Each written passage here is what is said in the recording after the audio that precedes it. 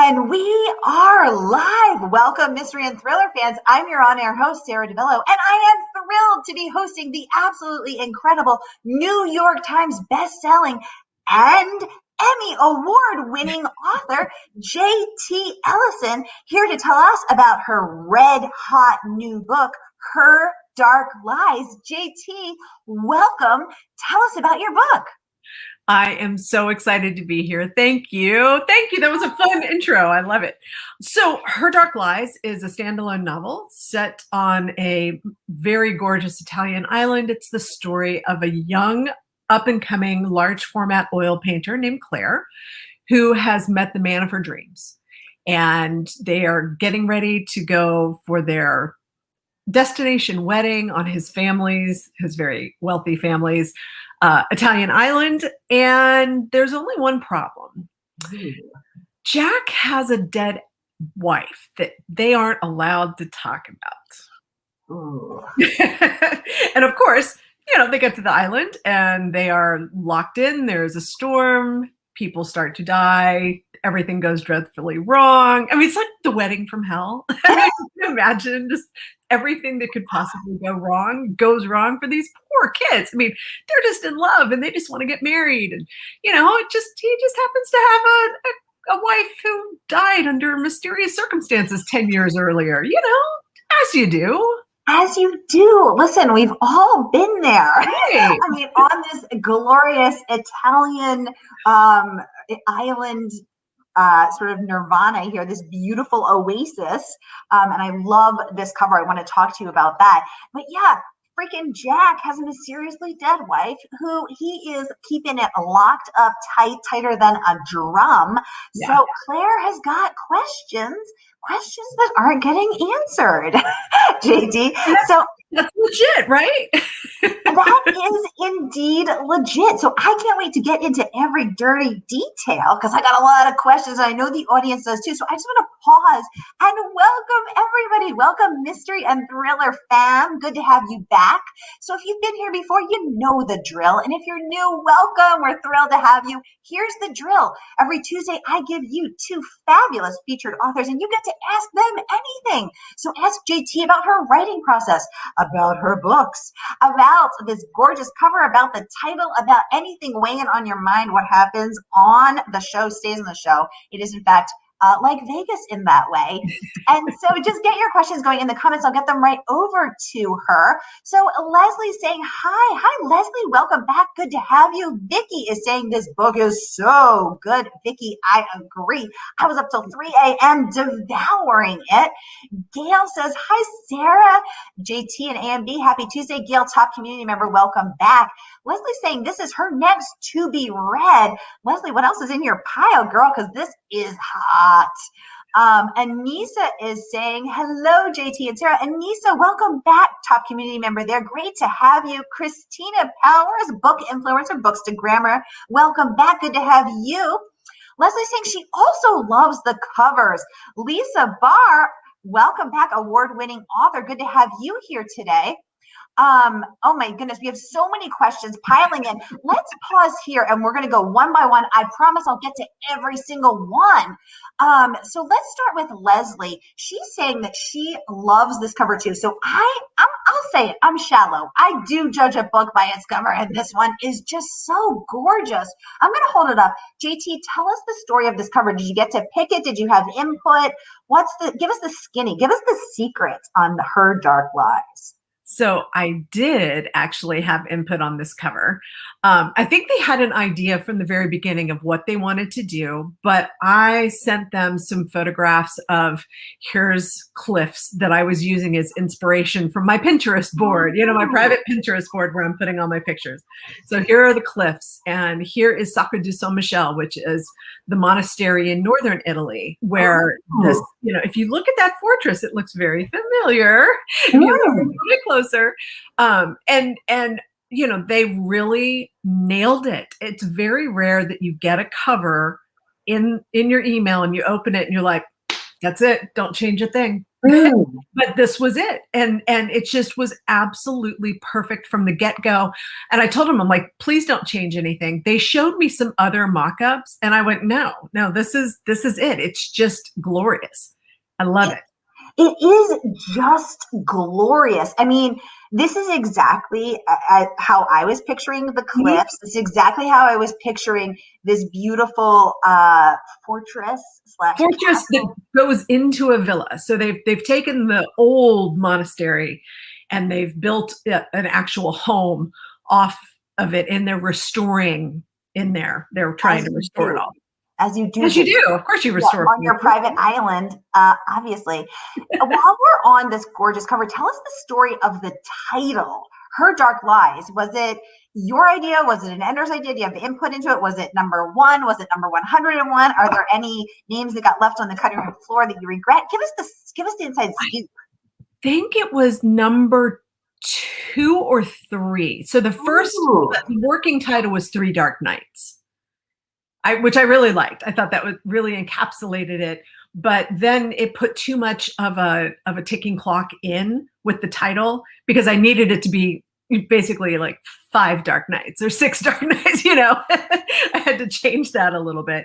So it was, that was what we were working on. And I do not, normally I make a note to myself when a title hits me, and I went back through all my notes and I can't find it, but it was mine, and I sent it in and everybody was like, yep, that's it. It was one of those weird processes that just weren't difficult. Usually it's really, we'll have 100 titles and something's gone wrong, Yeah. You just never know. You just never know. Oh, I love that this was number 2 and that you knew it. You could feel it, that resonated. So that is really cool. Oh my goodness. Okay, so Lisa is saying she is excited to read. Lisa, you're going to love it. I am devouring it. Again, award-winning author Lisa Barr. Good to have you here. Hi, Lisa. Thanks. Oh, good question coming in from Andrea. Did you go to Italy for research? Give us the skinny on the Italian research. Did you sacrifice much, JT? Did you have to go there many times? I did sacrifice myself. It was a big birthday. And so the whole family went, my parents, one of my brothers, my nephew, my husband, and I went, and we met my Italian family who live in northern Italy. And we toured around and we did all this great stuff. There was only 2 problems. One, it rained every day, which rarely happens. It was really, really weird. And then we all got colds. We all got sick. And there's nothing worse than being sick when you're out of the country, right? It's just, but they have really good cough drops that I think might have some codeine in them. So we're liberally using those, and we all made it through, and we had landed on the shores of Como. And that morning of my birthday, wake up, the sun is out for the first time in a while, several days since we had seen the sun. And I had lost my voice, but I felt better. So we got on the ferry and started going around the island. And then we came back and realized, there's a really big yacht parked by Comacina, and a wedding party is getting off of it. Oh, how cool. JT suspects there may have been codeine in the cough drops. Maybe just touch. And wine, codeine and wine. But so this yacht is parked by Comacina. A wedding party gets off, and after the sun goes down, they're having this raucous party and fireworks are going off. And I'm like, yeah, that boat needs to sink. What would happen if that boat sank? Okay. And it just all starts cooking from there. So actually, though, the island in the book is made up. It is not a real island. I took elements from a number of places and then pushed it out super far west in the Tyrrhenian Sea so that nobody could reach them if there was an emergency, that they would be stuck there. Yes, exactly. Oh, I love that. And it's so interesting to hear the backstory of how this happened. And again, I mean, you're on your special birthday trip. It's raining every day. Then Yeah. you get sick. It is seriously the worst. I totally agree. It is the worst to be Yeah. sick abroad because you all you want is your comfort food. You want your saltines, your chicken soup, or whatever feels comforting to you. But then you're trying to navigate a town you don't know. You're trying to find the pharmacia. You're trying to read the boxes and the bottles in Italian. You're trying to say my throat is hurting, and say what you need. And it's so hard. And then you're in a hotel, you can't get what you need. It's so hard to be sick. And then in the state of this, finally feeling better, then a freaking yacht comes in and is disrupting your peace, JT. I know. How dare they have this huge raucous party? What are they doing? It was funny though. And so when you started to, now I think it's a bad idea to interrupt a thriller author's birthday, interrupting her piece, because she will kill you off. She will.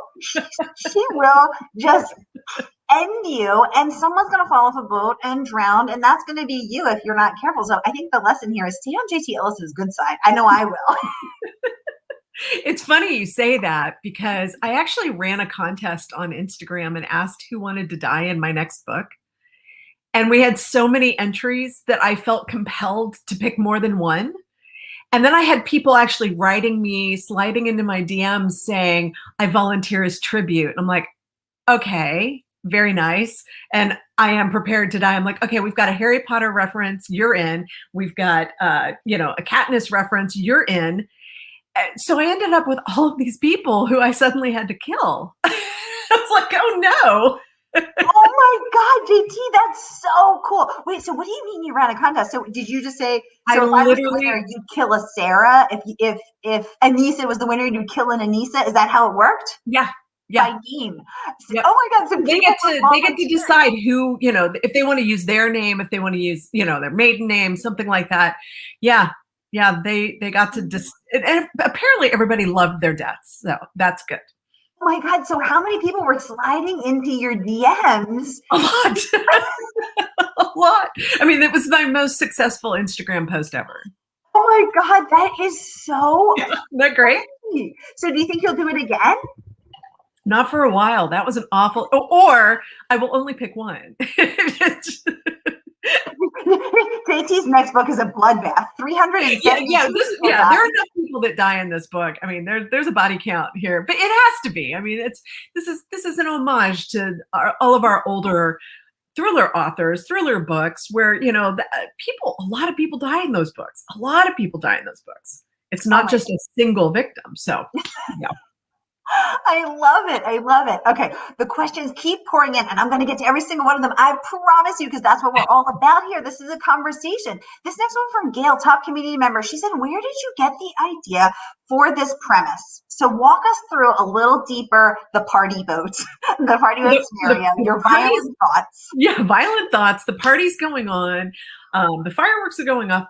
Honestly, I was listening to Rebecca, because I was doing research for another book that I was writing, and I'd never actually listened to it. I've read it a number of times, but I've never listened to it, and it's an incredible production. I highly recommend it.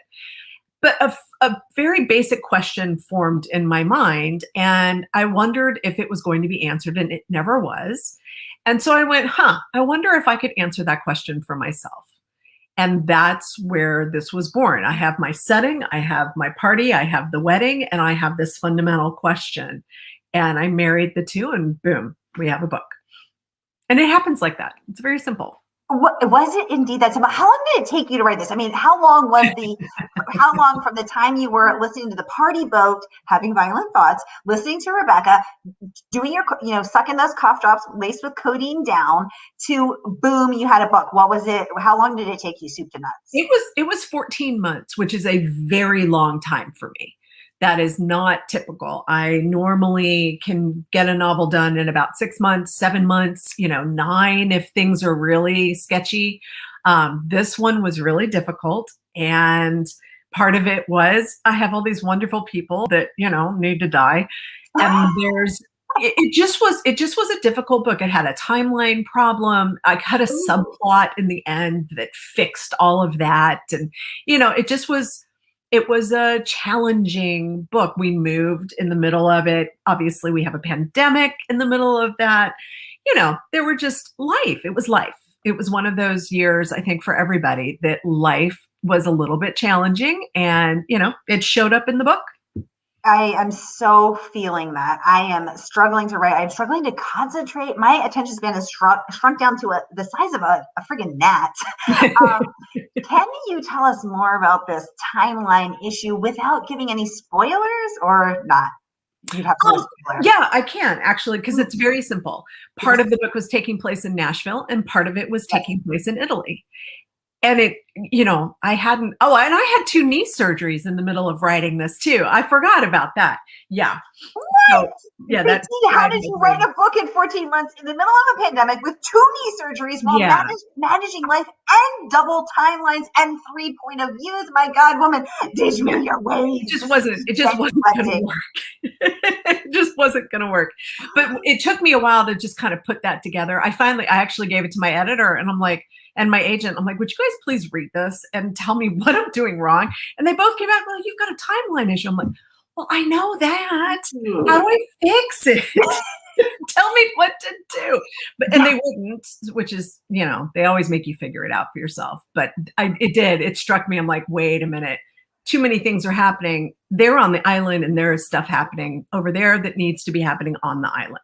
So when I moved everything into one setting, then it worked. Well, interesting. Okay, so you went to them for help. They came back with, you've got a timeline problem. You are looking for solutions. They came back diagnosing it, but you were able to figure it out, the issue to this timeline. And it was that you were trying to do too much in Nashville and not enough in Italia. Right. So the book was in Italy. Why have stuff in Nashville? Let's go. Let's just move. Let's just move here. Oh my goodness. I love that. So I'm just scrolling back to make sure I don't miss any comments. So Christina is saying that your audiobook is fantastic. So I love hearing that, because you, again, spawned this idea whilst listening to the audiobook of Rebecca. So tell us about your audiobook. This question, again, from Books to Grammar Extraordinaire, Christina Powers. Were you involved in picking the voice? Did you love the voice?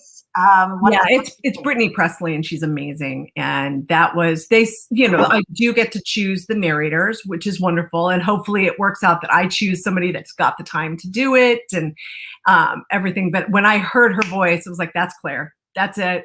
I mean, it didn't even have to think about it. And I wrote back immediately. I said, can you please get her? Because she's perfect for this. And she had the time. And I agree. It's really, really good.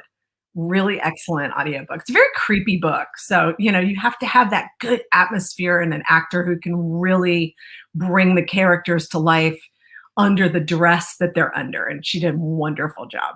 Ooh, that is okay. Very cool. I love that you knew right away that Brittany was your Claire. You found her. Yep, found her.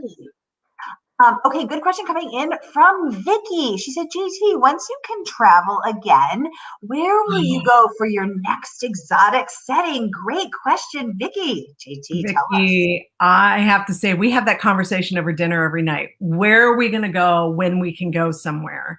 We have been bantering around Portugal and Spain. Maybe just go to Aruba, go to a beach, do nothing. I love Scotland, and we were able to go to Edinburgh right before my husband had a conference. So we had to go to, I know, awful, right? For you. Right before the pandemic started. So we were able to do that. And I want to go back because I found so many things. And I'm like, yep, got to see that, got to do that. So I wouldn't mind sliding right on over to Scotland for a little bit. Start there. And can we expect to see a JT Ellison book set in the beautiful Bonnie setting of Scotland, JT? Absolutely. I actually already have one that I set there called Where All the Dead Lie. It's the last book in the Taylor Jackson series, and it is set in a Scottish castle. I've been on a Gothic kick for a while. I really do like the castles and the big houses and stuff. Ooh, JT, is that what for everyone who may be new to the genre? Is that what defines a Gothic novel? It is definitely a huge component. There has to be something major in the setting that has an element of claustrophobia to it. So like the sanatorium, brilliant new Gothic that is set in a former sanatorium that they've turned into a hotel. I mean, that is the perfect example of it. Rebecca is probably one of the most famous. Jane Eyre. I mean, all of those, they all have the element of a house, and that is certainly a huge part of the setting. But now the settings aren't just in a house, it's bigger and it's becoming more location based as well. Ooh. So I think that's something that's really exciting about the modern Gothic. That's very cool, and I love your take on Manderley. Again, taking it out of the English countryside to the Italian cliffside.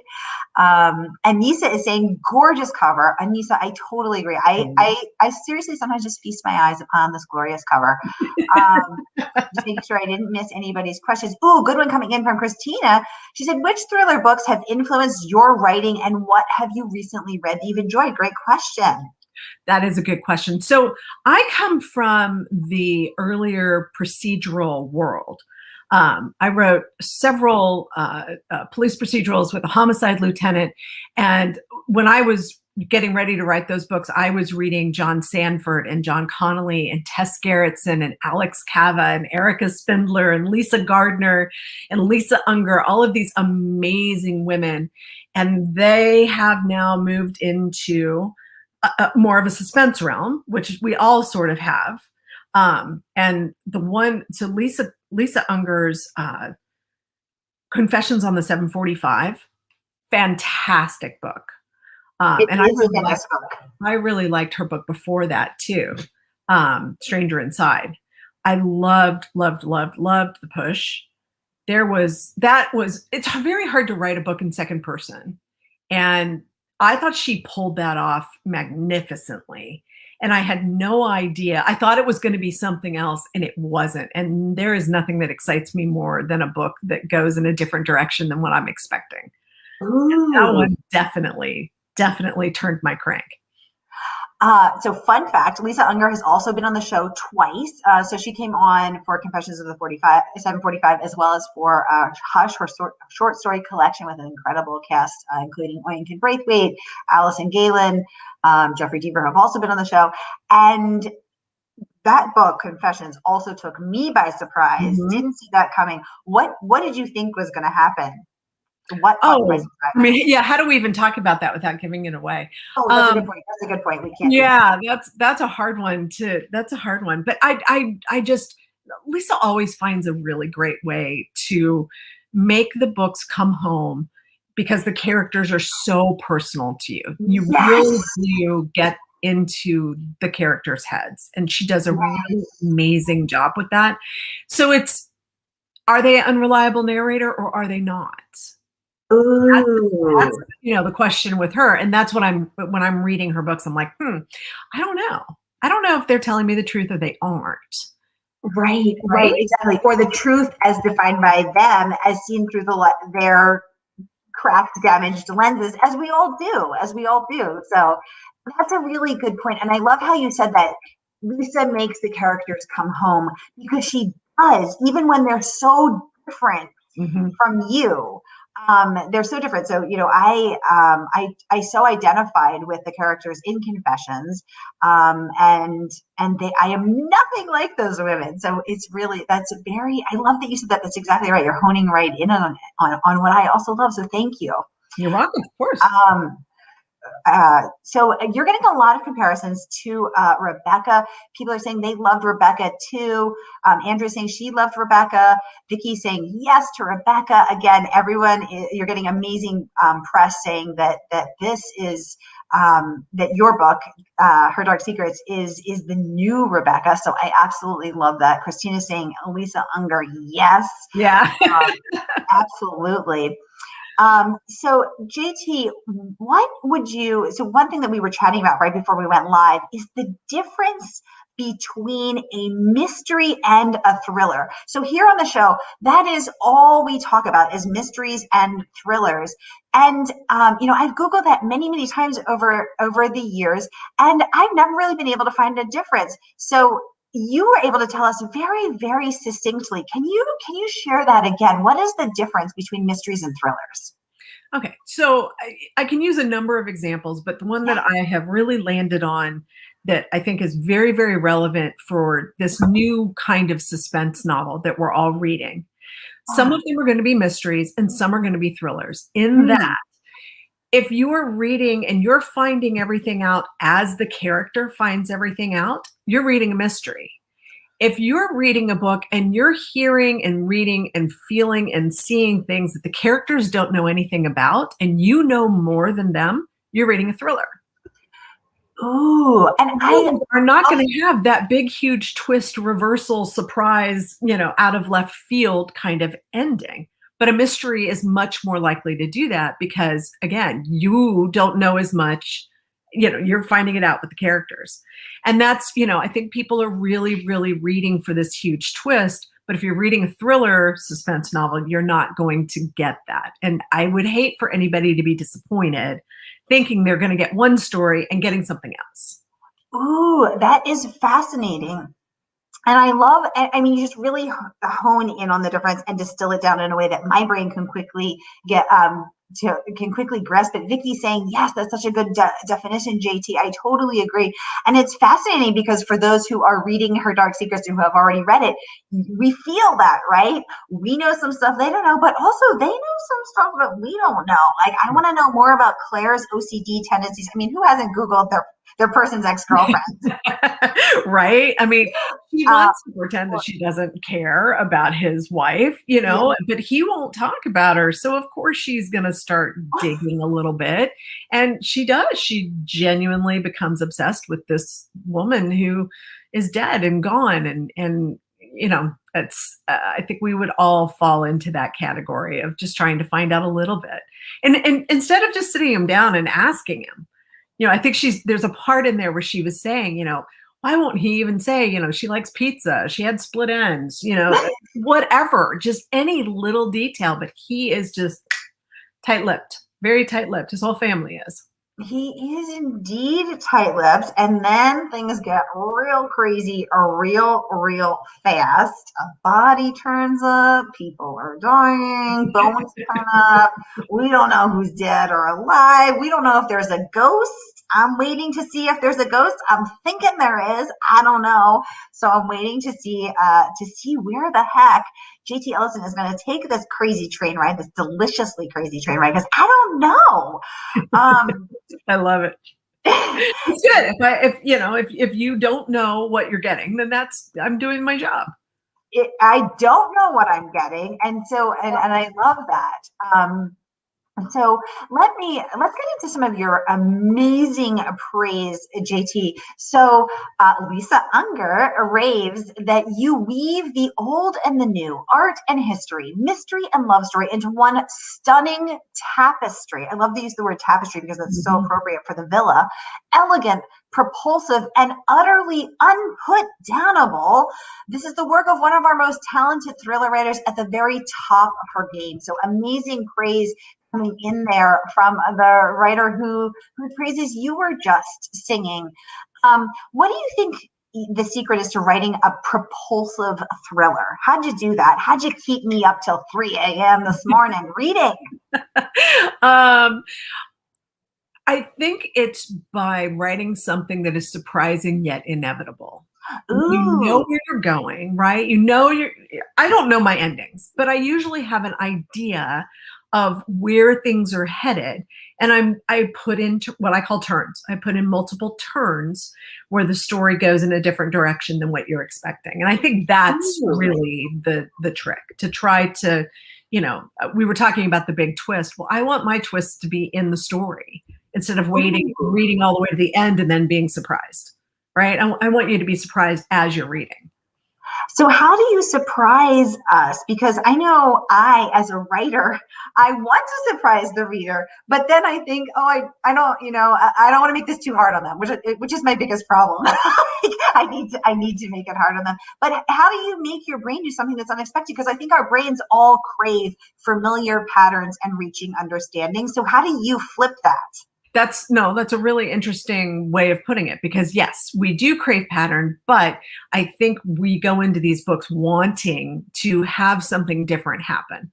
And that's what we're Ooh. looking for. That's why we read suspense, because we're thinking, A, there might be justice, which is always a very important component.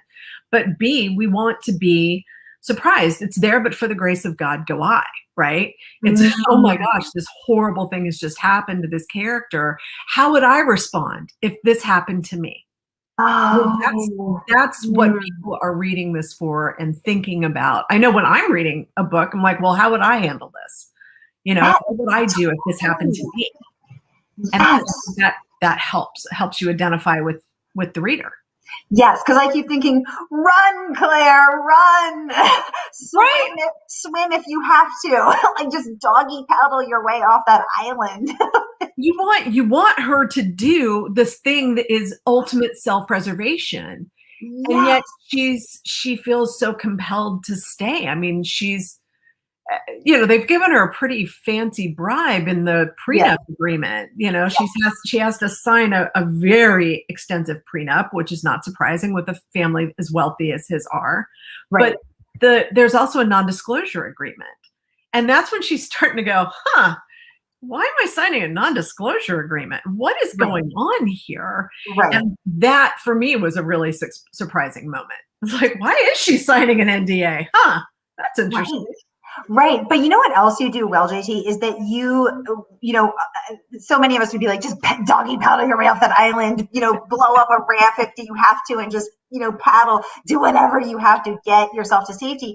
But it is believable that Claire doesn't, because of the backstory that you've given us. Mm-hmm. Her dad has died when she was a kid. What would that do to a person? How would that make them crave security? How would that make them crave a man who makes them feel safe? How would that make them feel alone in the world and vulnerable? And how would a family and a man who's like, come here, let me take care of you, be extra appealing?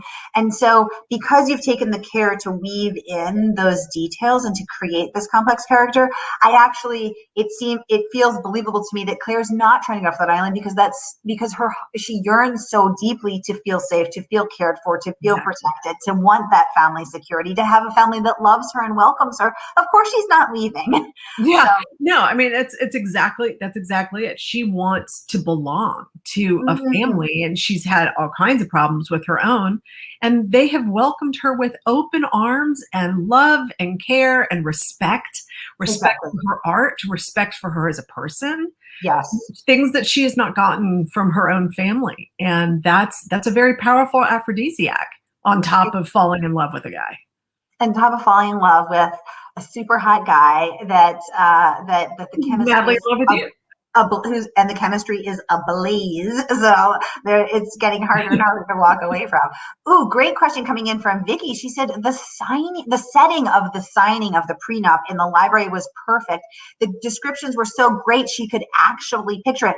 What library was this based on? This double. So for those of you who haven't read it, there is a 2-story library, just filled with beautiful old and new books. So it's not feeling too stodgy because someone in there is reading new bestsellers, so it feels accessible, but there's all these beautiful, very valuable first editions. Where'd that library come from? Fill us in. So have you ever seen an AMSR room?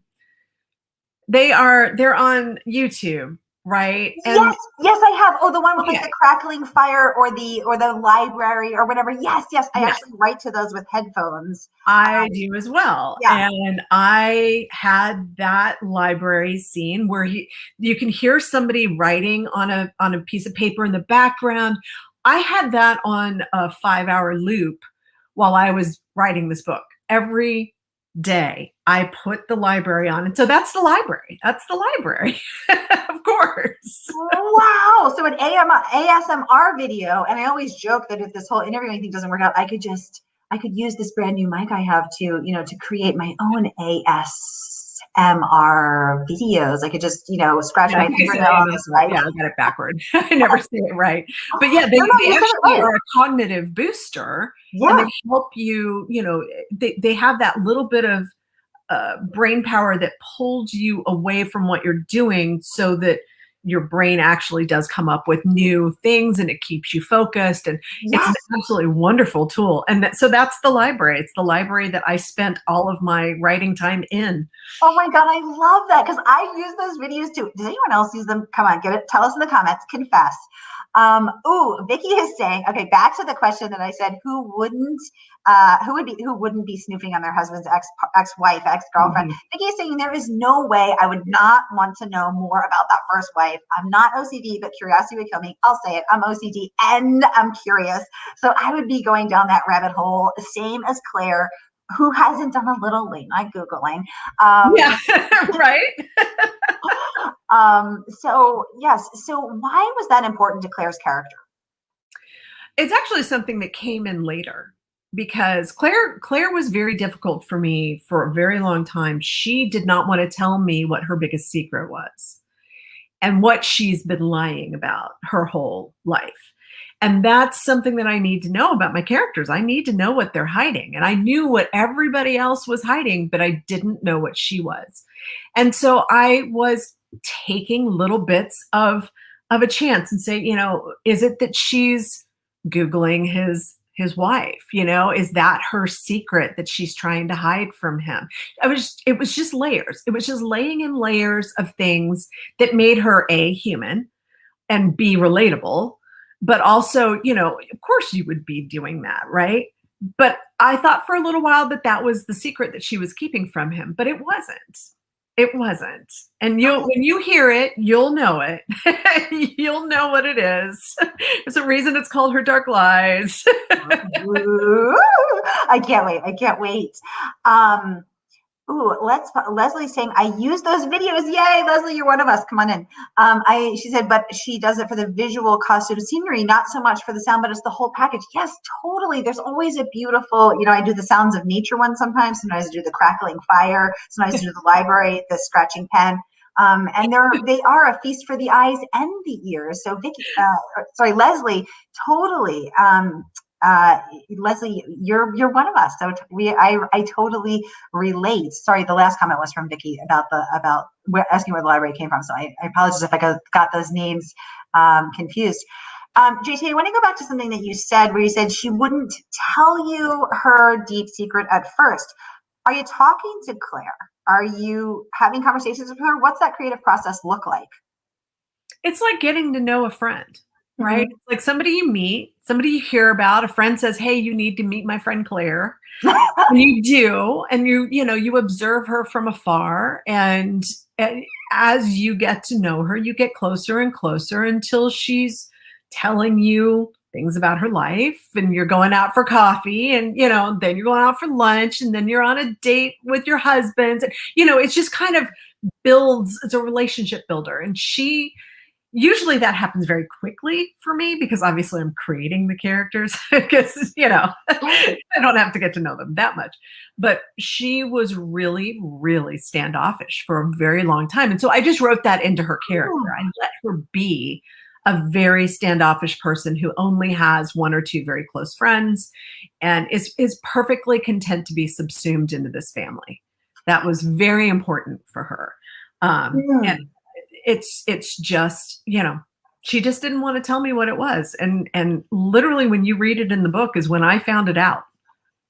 Wow. Then I got to go back and layer in some more things. Oh, wow. That's so fascinating. So what does that actually look like? You sitting at your desk saying, Claire, come in, please. Or, is she sitting next to you? Is she sitting across the desk? Are you saying, Claire, what's your deepest secret? Are you closing your eyes and imagining it? Are you just having that conversation on the page as you're typing it? What's it actually look like? All of the above. I have notebooks, right? Every book has a notebook. Oh, okay. And I love Claire Fontaine's. They are my favorite. They have this beautiful white paper spiral bound notebooks that every book gets its own notebook that I take notes in. And, it depends. Sometimes I'm writing, I'm writing ahead in Scrivener and saying, do this. I use Scrivener too. Oh, I love Scrivener. It's the best. So, write this scene, this scene, this scene. Or it is me sitting with the notebook going, okay, I need to figure X out. How do I do this? Or it's me having a margarita with my husband and maybe having a second margarita, and by the time we're done with dinner, I've got, napkins that I've written all this stuff. Yeah, that happens a lot. I love that. Every book usually has its one margarita night, but everything finally comes together because we've sat down and messed with the plot and the characters and stuff. So yeah, and this one had that. Oh, that's so cool. I love that. Everything. And interesting that the maker of the notebooks is named Claire. Right? Well, okay, so here's a secret. Yes, we're here for the secret. You were asking about the title, and that was the second title, but Claire was her fourth name. What? That was part of why I was having trouble getting to know her, because her name was Claire. And I'm always resistant to using the name Claire because of Outlander. Oh my God, of course. My favorite books. And I can never think of Claire without thinking of Claire Randall Fraser. But when I finally realized, I'm like, you know what? Her name is Claire, and she's this soft and elegant girl, and that's okay. Instead of it being this really strong, a lot of my female leads have very strong names, and Claire feels very feminine to me. Yes.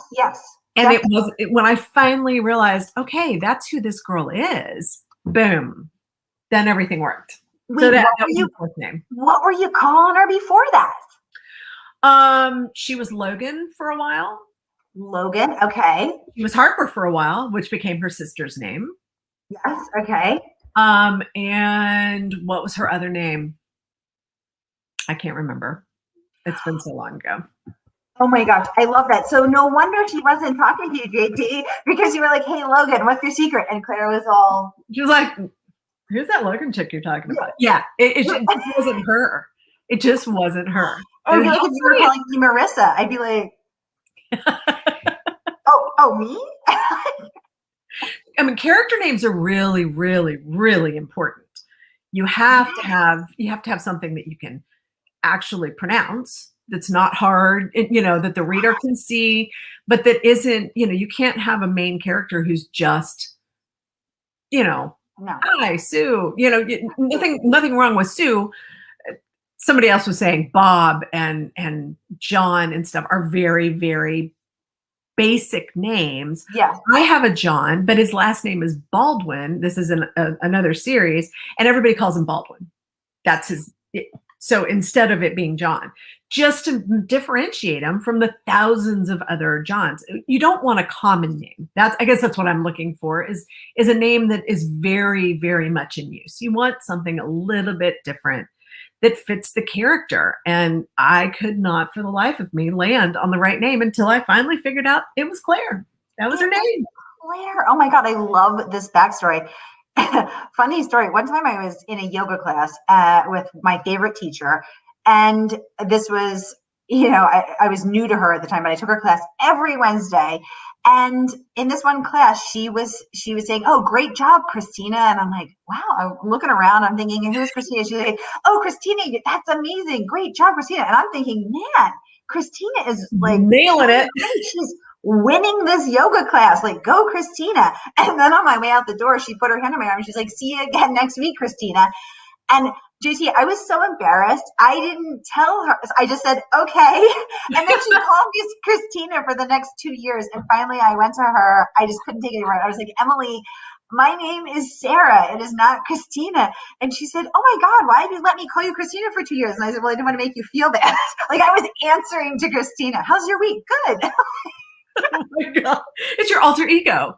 I mean, you for one day a week, one class, you get to go and be somebody else. I mean, don't we all want to go be somebody else? Exactly. Right? I'm going to start using that. Although, when I was in my 20s, I used to go out to bars and tell people my name was Audrey. That was my alter ego. I mean, hey, you got to try on a bunch of different personalities to find who you really are, right? It's true. Oh, Vicky is saying this is the best interview I have ever seen. Oh my God, Vicky! Oh, thank you, Vicky. So okay, Vicky, send me your Venmo. I'll give you that $5 later. She's saying so many secrets being exposed. And that's what I like to do. I like to pry out every secret here on the Mystery and Thriller series. Do you have a favorite character in your books? Oh my God, what a great question. Let's make JT pick her favorite child. And how many books have you written? JT, give us the skinny. Let me go with the easy one. I'm writing number 25 right now. Holy crap, 25 books. My God, you're my hero, my Shiro. I love that. Yay! That's great. My favorite, oh my gosh, that's really hard. I mean, Taylor Jackson is definitely right up there. She's my first major franchise character, and she's probably the one the most like me. We share a lot of biographical details, and she is the embodiment of my hero complex. So I'm going to go with Taylor, but I've got a number of different characters who, I love Sutton in Sutton Montclair and Lie to Me. She's a favorite of mine. Aubrey and No One Knows. Sam Owens, obviously, Samantha Owens, the medical examiner. I could go on and on and on. I have a lot of cool female leads. Mindy Wright, who's the daughter in Tear Me Apart. She's a big favorite of mine. Oh my gosh. Okay. I love that you're willing to answer that question, because, most people just sidestep and say, oh, I couldn't possibly pick a favorite. Come on. You got Come on. No, there are characters that, I have a favorite villain. I have Who's your favorite villain? We have a serial killer. His name is Gavin. What do you like about Gavin? Because he had a cat. And he would literally have to leave. Because you've got two kitties. Yeah. One of them almost just joined us, but we had an incident this morning, so she's a little skittish. Oh, no. I rolled over her tail with my chair. It was bad. Oh my God, JT. She's okay. But we did had she scream? Yes, she did. And oh my God. So I have a cat-sized dog. Her dad came, her sister came. We all freaked out. It was bad. It was fine, but it was a very traumatic morning. Oh my God. But yeah, he has a cat. He has a cat named Art, and he has to leave the scenes. He's worried about getting home. He's killing somebody, but he's worried about getting home to feed the cat. That's he's the creepiest guy I've ever written, and he's my favorite because he's got this cat. It makes him very. You can relate to that, right? Of course, he's going to hurry home from work. Of course. Work to feed the cat. And it's not a euphemism. I mean, genuinely, he's got this cat that he absolutely adores. So you know what? That's so relatable. First of all, I would never think of that. So I love it. But it is so relatable because I have a cat-sized dog who's very cat-like in all of her behavior, including her refusal to take my love. But I do worry about getting home to feed her. So of course, Gavin is worried about getting home from work to feed his cat, even though, again, it bends my brain to think of his serial killer work as work. I'm like, that's so freaking brilliant. What can I say? It was just, it's kind of crazy. Oh my God. I love it. I don't write that kind of stuff anymore, but it just, he was just a really interesting character. Oh my gosh, I love that. Anissa is saying, thanks, ladies. Great chat. Christina is saying, this reminds me of Joe from the You series. Oh my gosh. Well, I have just realized he's the anti-hero, right? We love an anti-hero. We love that character. That's a fun character. Totally. I love that. Oh my gosh. Well, DT, I have just realized that we are out of time. I have actually infringed on your time, but this has been such a fun, fabulous, fascinating, eye-opening conversation. Thank you for joining us here. Thank you for giving us all of the secrets of her dark secrets. And everybody, buy this book today through our special partnership with bookshop.org. You will be getting this delicious book and supporting independent bookstores. So I'm going to drop that link in the comments. So be sure to grab your copy, and I will see you here next week with Ruth Ware. Ooh. Have a great day, everybody. Thank you. Oh, I missed that. What you said, JT. Oh, I said, I'm going to tune in for that. I love her. She's amazing. Yay. This is her second time on the show. I can't wait to host her. She's so lovely and so down to earth and so freaking funny. The way she just keeps it so real. Oh my gosh. So that is noon next week because she is in the UK. So we have to go early for her. So it's not, midnight. Gotcha. So Vicky is saying, thank you so much, ladies. Leslie is saying, thank you so much, ladies. It has been so great to have everyone. You guys are the best audience. Thank you for being here. JT, you're freaking amazing. Thank you for being here. Thank you, and we will see you next time right here on the Mystery and Thriller series. Have a great day, everybody.